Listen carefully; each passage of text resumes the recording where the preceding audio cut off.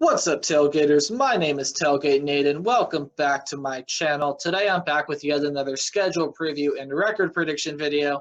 Today we're going to be going through the 2020 Tennessee Volunteers. So this is going to be the 7th SEC team that I'm doing, and Tennessee is a really interesting team. They're returning their quarterback, Jarrett Guarantano, and they're also returning their best defensive player, in my opinion, is linebacker Henry To'oTo'o, which is how you pronounce his last name. The one issue that I see with Tennessee next year is they are losing, I saw a stat that I believe they're losing 115 catches from their team last year, which is crazy. That's a lot of production loss. Tennessee's going to need some wide receivers and tight ends to step up. But overall, they have the pieces in place, especially on the defensive side with Henry To'oTo'o, to be able to take down teams like an Alabama or a Georgia. So we're going to go ahead and see if Tennessee can compete with the top dogs in the SEC, or if Tennessee's not going to live up to all the hype. All right, so here's the schedule for the Volunteers. And before we get into that, you'll see down there their 2019 record was 8-5. So in their first two games this season against Georgia State and BYU, they lost both of those when nobody expected them to. But when you X out those two games, this was a pretty good team. They finished off the season on a 6-game win streak, and they ended up winning their bowl game. That's how they were 8-5. And then you'll see if their home games are going to be in that burnt orange, and then their away games are going to be in white with the burnt orange background. So without further ado, let's go ahead and look at the Tennessee Volunteers schedule. First game of the season should be an easy one. So another Sun Belt team like they faced last year, except this year they're going to be facing the Charlotte 49ers. And I think Tennessee will easily roll over Charlotte. Tennessee will win that one. Then it's a very interesting game. They get to go on the road at Norman and play the Oklahoma Sooners. So Oklahoma, in my opinion, is the favorite to win the Big 12 this year. This should be a fun one to watch. It's a pretty good defense again in Tennessee, and what's going to be a fairly new offense in Oklahoma, although we've seen what Lincoln Riley can do with quarterbacks.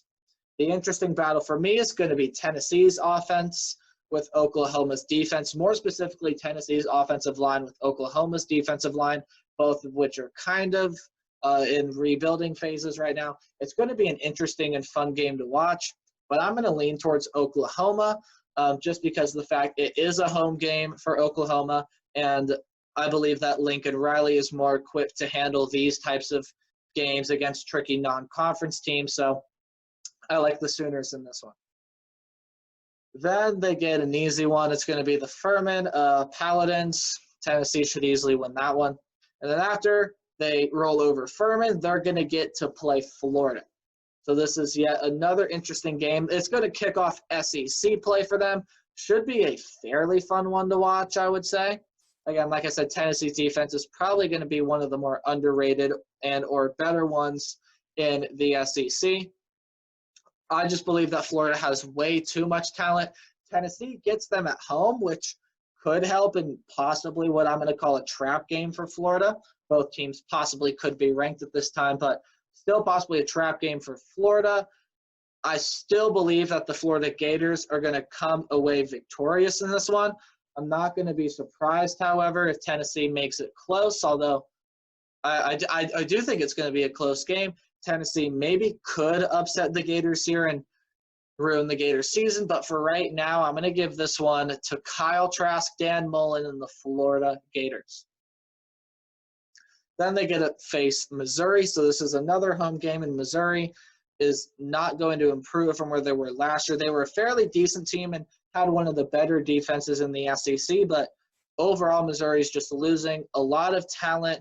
Yes, Robinson is going to be back there at quarterback, but to me, Jarrett Guarantano is a better quarterback than Sean Robinson. So I believe that Tennessee is going to win this one against the Mizzou Tigers. Then it's a road game against South Carolina. So this one could be tricky because South Carolina is definitely going to improve from where they were last year. Ryan Hilinski is probably going to be the starter at quarterback for the Gamecocks. South Carolina is an interesting team. Their defense is fairly decent. Their offense could use some work. This could be a tricky game here for Tennessee and one that I could definitely see them slipping up in. I don't believe that Tennessee is going to slip up here. I believe that they will get the win here. It's going to be hard. It's going to be hard for Tennessee to get a convincing win in this one. I think it'll be closer than the experts think, but Tennessee will get it done. Then you have your bye week, and this is a perfect place for a bye week in more ways than one. You play 6 games, you get your bye week, 6 games. Perfect in that way. Perfect in that it's before possibly what is or tied for the hardest game that you will play this season. There's just not a more perfect place for a bye week here for the Volunteers. And right after their bye week, they're going to have to play the Alabama Crimson Tide, the SEC favorites and top dog in the SEC. So this one is a very interesting game. I didn't talk about it a whole lot in my Alabama video, but right now, Tennessee has pieces in place to slow down Alabama's offense. And if you go look at tape last year, Alabama may have started to run away with it, but for a couple possessions there, Tennessee's defense really did put up with Alabama's offense. They really gave them a good fight.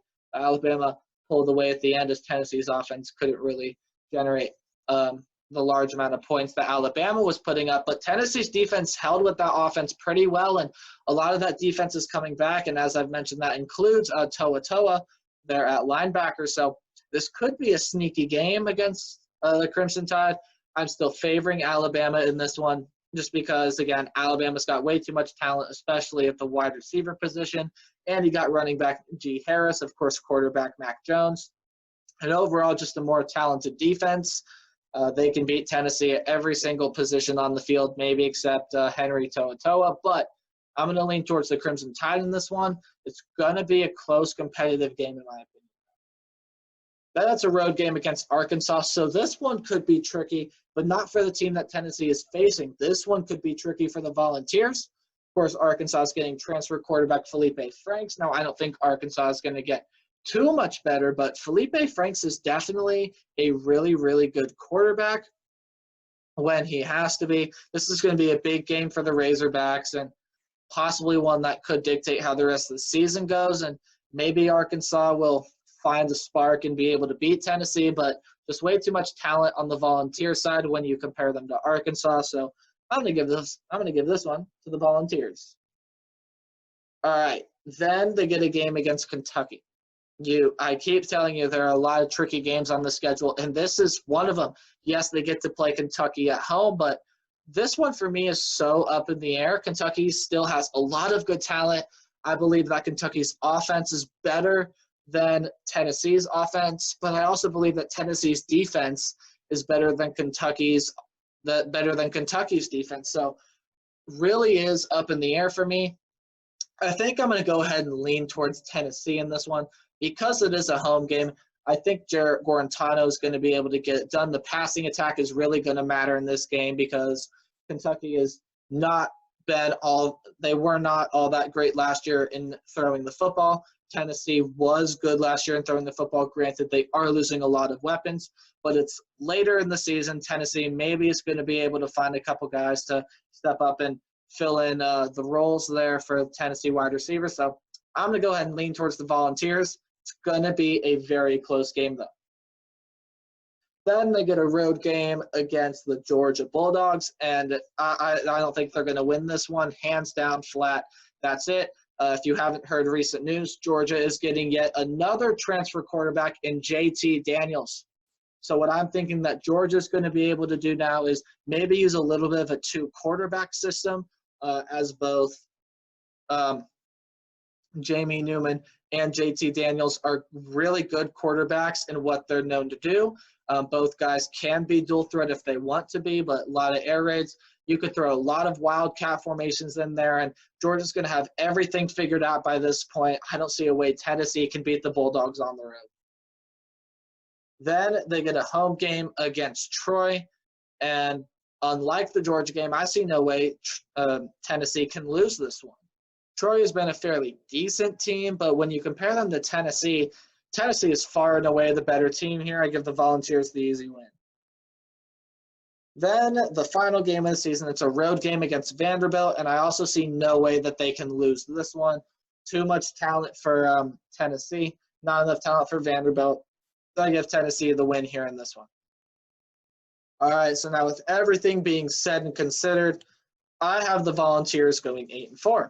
4 losses to me are on the road to Oklahoma, home game against Florida, home game against Alabama, and a road game against Georgia. I really did almost put Tennessee at 7-5 just because their schedule is so much harder this year. Kentucky is going to improve. Yes, they get them at home, but they're still going to improve from where they were last year. Arkansas maybe possibly could be a tricky game. South Carolina is going to be a tricky game. Tennessee's schedule definitely gets harder from where it was last year. I feel like 8-4 is good, especially with where their schedule is. And maybe they can beat one of the teams that I'm predicting them to lose to. Maybe they can shock Alabama at home or shock Florida, or maybe even get Oklahoma on the road. I don't see a way they can beat Georgia, especially now that they have JT Daniels up. All right, so now let's move on to the record range. And what this is I take this team's worst-case scenario and put it up with their best-case scenario, and that's kind of the range that I expect this team to be in. The worst-case scenario for Tennessee I have is 5-7.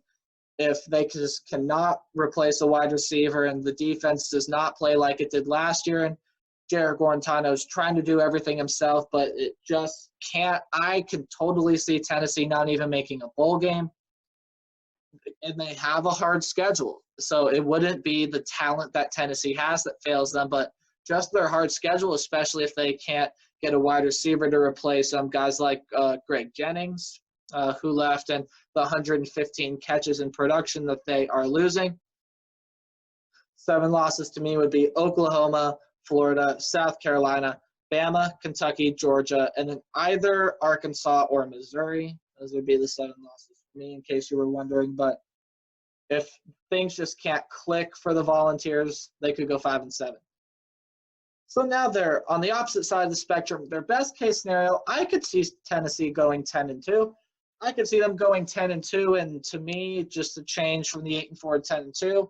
They'd pick up a win against Oklahoma for sure would be the other one, and then maybe either Florida or Alabama because they get them at home. And, well, I've already talked about Tennessee's defense is really equipped to handle what Alabama's offense can do. We saw it last year, and Tennessee's defense only seems like it's going to improve from where it was last year. So maybe they can get a sneaky win there at Alabama, but Tennessee could be up there with top teams in the SEC if they really, really pour their heart and soul into every single game that they have to play this year.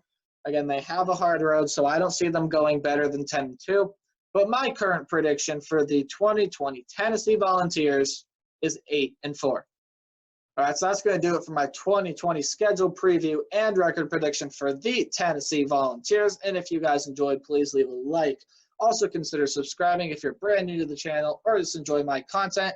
And if you guys haven't done so already, please leave a comment down below and please tell me your thoughts on the 2020 Tennessee Volunteers.